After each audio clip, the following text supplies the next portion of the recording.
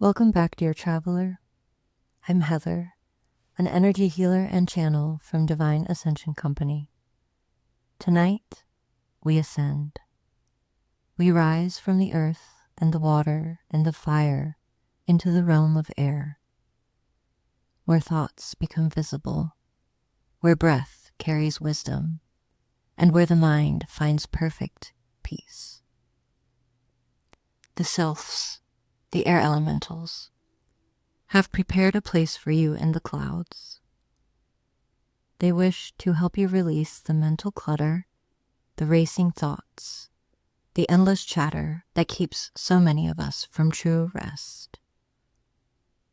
Let your breath deepen now. Feel the air entering your lungs, filling you with life, with possibility, with gentle openness. And when you're ready, we'll take flight together. The small red door feels different tonight, lighter somehow, as if it might drift away on a breeze. The wings carved above it seem more prominent, more alive, almost fluttering in a wind you can't quite feel. You step through into the Winged Tavern.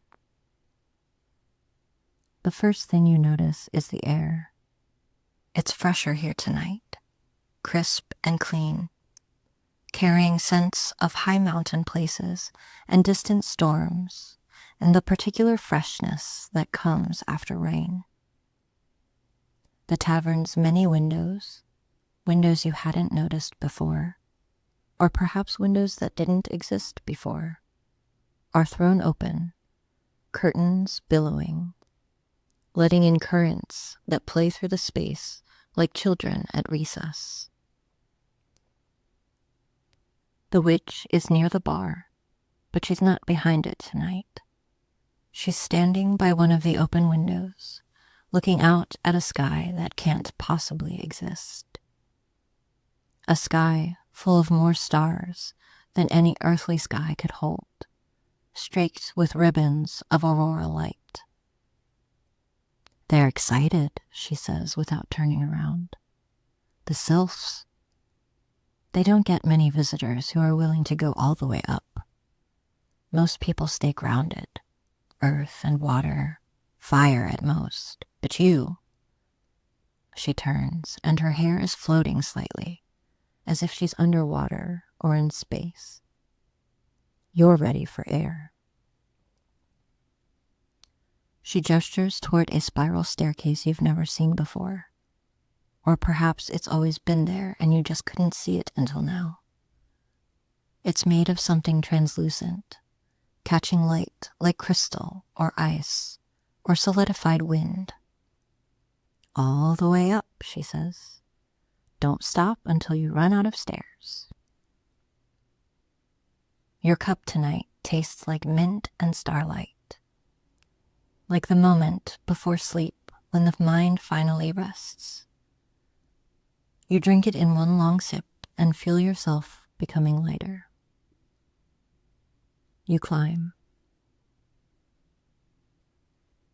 The spiral staircase winds upward through parts of the tavern that shouldn't exist, through floors that become increasingly less solid, more suggestions of structure than actual architecture, through levels where furniture floats and books hover open on air currents, reading themselves, through a space that seems to be made entirely of clouds, soft and supportive beneath your feet. And then there are no more stairs. You step off the final step into open sky. But you don't fall. Of course you don't fall. Here, in this place, falling isn't possible unless you want it to be.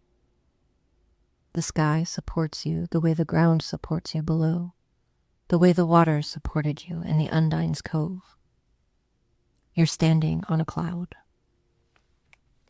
Not a cartoon cloud, fluffy and shaped like cotton, but a real cloud, vast and complex and ever-shifting, carrying moisture and light and memory. It stretches in all directions, a landscape of soft white and silver and pale gold, with peaks and valleys and regions that seem almost solid and others that drift like mist. Above you, the sky is every color at once, not chaotic, harmonious. Sunset bleeding into starfield, bleeding into aurora, bleeding into the particular blue of perfect daylight. All of it somehow existing together. And everywhere, the sylphs. They're harder to see than the other elementals. They're made of air itself, visible only when the light catches them just right or when they choose to be seen. But once you know what to look for, they're everywhere, swirling, dancing, playing on the winds that weave through this high place. Some are as small as butterflies. Others are vast as storms. All of them are beautiful in a way that defies description. One approaches you. She takes form gradually, becoming more visible moment by moment. A being of swirling mist and soft light, with features that suggest a face, suggest a form, suggests something almost human, but infinitely more free.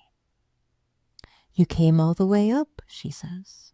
Her voice is like wind through wind chimes, like the whisper of leaves, like the sound breath makes when it finally releases completely. Not everyone does. Not everyone is ready to let go of the ground. She extends what might be a hand, and where she touches you, you feel lightness spreading. The mind has been heavy, hasn't it? She says. So many thoughts, so much chatter, loop after loop after loop, wearing grooves in your consciousness, playing the same worries and plans and regrets until you can barely hear anything else. She begins to drift upward, and somehow you drift with her. Come, she says, the sky garden is waiting, and the Sylph Sage has something to show you about silence. You rise through layers of cloud, each one softer and lighter than the last. The sylph guides you past formations that look like castles made of mist, past rivers of wind that you can see rather than just feel, past gardens where flowers made of crystallized air chime in breezes that carry melodies. And then you arrive. The sky garden. It floats at the highest point of this realm, a vast circular space surrounded by clouds, open to the infinite sky above. The ground here is made of something between cloud and crystal, solid enough to rest on but transparent so you can see the layers of sky below you, the distant suggestion of land and sea far, far beneath. But what makes it a garden is the plants. They're not plants like any you've seen. They're made of air currents and light patterns, growing shapes that shift constantly but maintain their essence. Flowers that bloom and unbloom in the same breath. Trees made of spiraling wind, their leaves visible only when sunlight catches them. A fountain at the center where wind, not water, rises and falls in graceful arcs. And sitting beside that fountain, waiting for you, is the Sylph Sage. She is ancient in a way that has nothing to do with age, timeless the way air is timeless, existing since the first breath and destined to exist until the last. Her form is more solid than the other sylphs, more deliberate, though still made of wind and light. When she looks at you, you feel seen in your thoughts. Every racing worry, every spinning plan, every loop of mental noise laid bare and witnessed without judgment. "So much noise," she says gently. Her voice carries harmonics like a chord rather than a single note. The mind was never meant to carry so much. It was designed to be a tool, something you use then set down. Somewhere along the way, you forgot how to set it down. She gestures for you to sit beside her on a cushion of cloud. Would you like to remember? Dear thinking one, dear carrier of so much mental weight, the mind is such a beautiful instrument, capable of creativity, of problem solving, of imagining futures and learning from pasts. It has served you well, this mind of yours. It has kept you safe, helped you navigate, figured things out when figuring was needed. But it does not know how to stop. That's not a flaw. That's just what minds do. They think, they spin, they look for problems because that's what kept your ancestors alive. A mind that has always been vigilant, always analyzing, always planning, that mind survived. That mind passed itself down. You come from a very long line of very busy minds. But you are safe now. In this moment, in the sky garden, there is nothing to figure out, nothing to plan, nothing to analyze or anticipate or prepare for.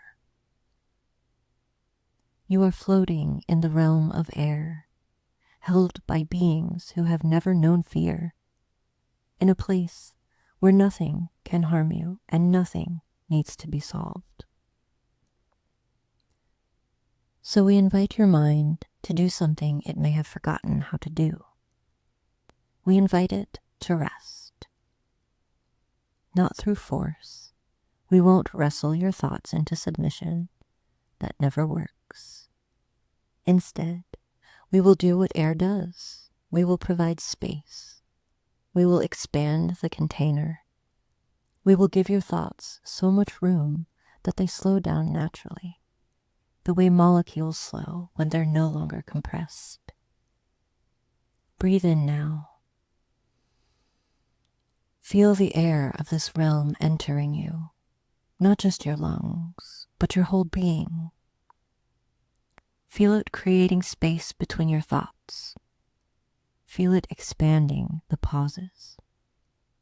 Feel the silence that lives between one thought and the next, growing longer, deeper, more nourishing.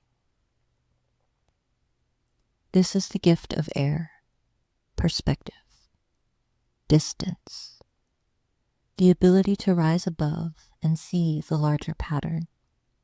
From up here, your worries look different, don't they? Smaller, less urgent, part of a much bigger picture that your ground level mind couldn't see. You are not your thoughts, precious one. You are the awareness that notices the thoughts. You are the sky in which the clouds pass, not the clouds themselves. The thoughts come and go, arise and dissolve, but you remain. You have always remained. The witness, the space, the eternal observer who is never touched by what passes through. Tonight, we help you remember this. We will clear the skies of your mind, not by force, by invitation. We will invite the repetitive thoughts to float away, carried by gentle winds to dissolve at the edges of consciousness. We will invite the worries to release, to become clouds that drift out of sight, We will invite the plans and analyses and endless preparations to take the night off, to trust that morning will bring fresh thought to fresh problems. And in the space that opens up, you will find peace. Real peace. Not the absence of noise, but the presence of something vaster. The peace that is always there, underneath the chatter, waiting for you to descend into it. The peace that is your birthright, your natural state, the home you've been trying to think your way back to. You can't think your way to peace, but you can breathe your way there. You can float your way there. You can simply stop and let peace rise up to meet you. That's what's happening now. Can you feel it? The spaciousness, the quiet, the blessed, blessed stillness that has been waiting for you beneath all of that noise. Rest here. Rest in the sky of your own awareness.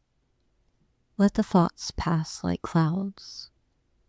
Let the worries drift away on winds we provide. You are the sky, vast, clear, infinite, untouched by the weather that passes through. Remember. The Sylph Sage falls silent, but the silence isn't empty. It's full. Full of peace you didn't know existed. Full of space you didn't know you could have. Full of the sound of wind and the absence of chatter and the profound relief of a mind finally allowed to rest. The other sylphs gather in the garden, dancing their gentle dances, weaving patterns of air and light that somehow deepen your rest. They move around you like living breezes, touching your thoughts with lightness, carrying away anything that's ready to go. Your mind grows quieter and quieter and quieter still, until there are just spaces, long, luxurious spaces between thoughts, pauses that stretch like taffy, silences that feel like coming home. The Sylph Sage places something in your palm, though when you look, there's nothing visible there, just a feeling, a sense of lightness. This is emptiness, she says, not the frightening kind, the freeing kind. Whenever your mind grows too full, too heavy, too loud, you can reach for this gift. You can remember this spaciousness, and you can breathe yourself back there, back here, to the sky garden, to the silence that is always available inside you. You lie back on the cloud, and the cloud cradles you like the softest bed in existence. Above you, the impossible sky puts on a show. Stars wheeling, auroras dancing, colors shifting in patterns that bypass your thinking mind entirely and speak directly to something deeper. The sylphs begin to sing. It's not like any singing you've heard. It's the sound of wind itself, organized into harmonies. It's the voice of the sky. It moves through you like breath, clearing out the last of the mental clutter, leaving behind only peace. Your eyes grow heavy, not with tiredness, with release. within the profound relaxation of a mind that has finally been given permission to stop. Sleep now, skyborn one. Let the sylphs tend your thoughts through the night. Let the winds carry away what needs to go. Let the spaciousness deepen and expand until you are as vast as the sky itself. The air will hold you. The silence will nourish you. And when you wake, your mind will be clearer than it's been in longer than you can remember. Until next time, at the Winged Tavern, sweet dreams.